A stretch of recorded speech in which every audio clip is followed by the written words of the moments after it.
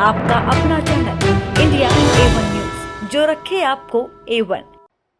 शिक्षा और स्वास्थ्य से जुड़े कार्यक्रम को मैं विशेष महत्व देती हूँ। शिक्षा के माध्यम से ही जीवन में आगे बढ़ने के द्वार खुलते हैं। अच्छे स्वास्थ्य के बल पर ही कोई भी व्यक्ति सक्रिय रह सकता है। आपके इस संस्थान ने शिक्षा और स्वास्थ्य के क्षेत्र में योगदान दिया है। इसके लिए मैं संस्थापकों, प्रबंधन के सदस्यों तथा सभी विद्यार्थियों और लाभार्थियों को बहुत बहुत बधाई देती हूँ। किसी संस्थान द्वारा निरंतर 50 वर्ष तक सक्रिय रहना और आगे बढ़ते रहना इस तथ्य को रेखांकित करता है कि संस्थान की शुरुआत स्पष्ट लक्ष्यों के साथ की गई थी और उन लक्ष्यों का प्राप्त करने के लिए निरंतर सार्थक और सुविचारित प्रयास जारी रहे हैं। आपकी संस्था द्वारा अपने स्थापना के स्वर्ण जयंती वर्ष में प्रवेश करने के लिए मैं आप सबको बहुत बहुत बधाई देती हूँ।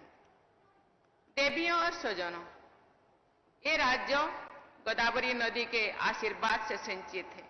लगभग 1 वर्ष पहले जब मुझे राष्ट्रपति के रूप में तेलंगाना की पहली यात्रा करने का अवसर मिला था, तो मुझे श्री सीतारामचंद्र देवस्थानम में आशीर्वाद लेने का सौभाग्य भी प्राप्त हुआ था। उस यात्रा के दौरान मैंने रामप्पा देवालयम और यादाद्री पर स्थित श्री लक्ष्मी नरसिंहा स्वामी मंदिर में के दर्शन के लिए भी मुझे मौका मिला था। तेलंगाना का ये क्षेत्र सांस्कृतिक दृष्टि से बहुत संपन्न रहा है। मैं आशा करती हूँ कि इस संस्थान से जुड़े आप सब लोग ऐसा प्रयास करें जिससे कि केवल आपके शिक्षण संस्थानों के विद्यार्थियों ही नहीं बल्कि पूरे देश के युवा तेलंगाना के महान सांस्कृतिक परंपरा से सुपरिचित हो सके।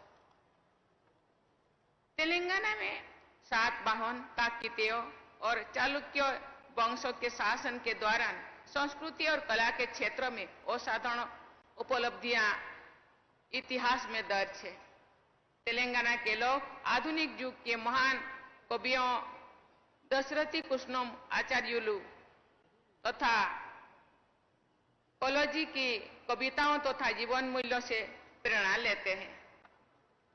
जब भी मैं तेलंगाना आती हूँ, मुझे दशरथी कृष्णम आचार्युलु जी की ये अद्भुत पंक्ति सहज ही याद आती है। ना तेलंगाना कोटि रत्न नाल बीणा, अर्थात मेरा तेलंगाना करोड़ों रत्नों से जड़ित बीणा के समान है।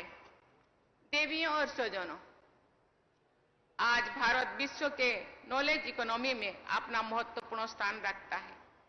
भारत की इस प्रतिष्ठा में तेलंगाना, विशेषकर हैदराबाद में स्थित आईटी कंपनीज और यहाँ के प्रतिभाशाली आईटी प्रोफेशनल्स का बहुत बड़ा योगदान है।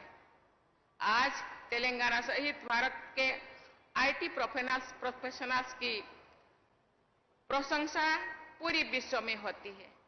इस सफलता में शिक्षण संस्थानों का सराहनीय योगदान है। हैदराबाद एक प्रमुख हेल्थ केयर हब भी है। इस क्षेत्र में मेडिकल स्टूडेंट्स के शिक्षा प्रदान करने वाले आपके संस्थान जैसे इंस्टीट्यूशंस की भूमिका सराहनीय है। इंजीनियरिंग सहित सभी प्रोफेशंस में हैदराबाद में शिक्षा प्राप्त करने वाले विद्यार्थियों ने अपनी विशेष पहचान बनाई है।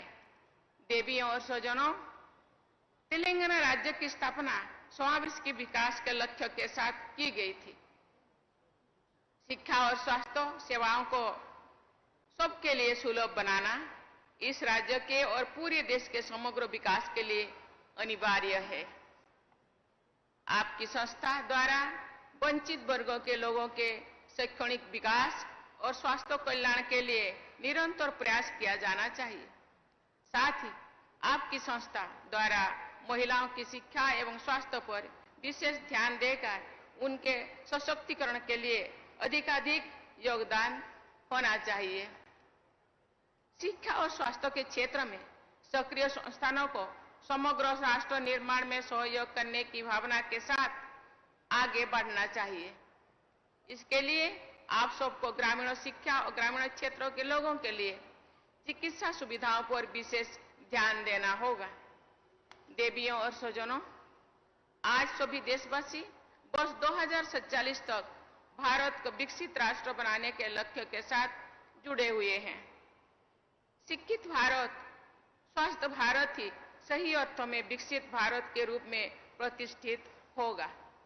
शिक्षा और स्वास्थ्य के क्षेत्रों में योगदान देते हुए स्वर्ण जयंती वर्ष में प्रवेश करने के लिए मैं आप सबको पुनः बहुत बहुत बधाई देती हूँ।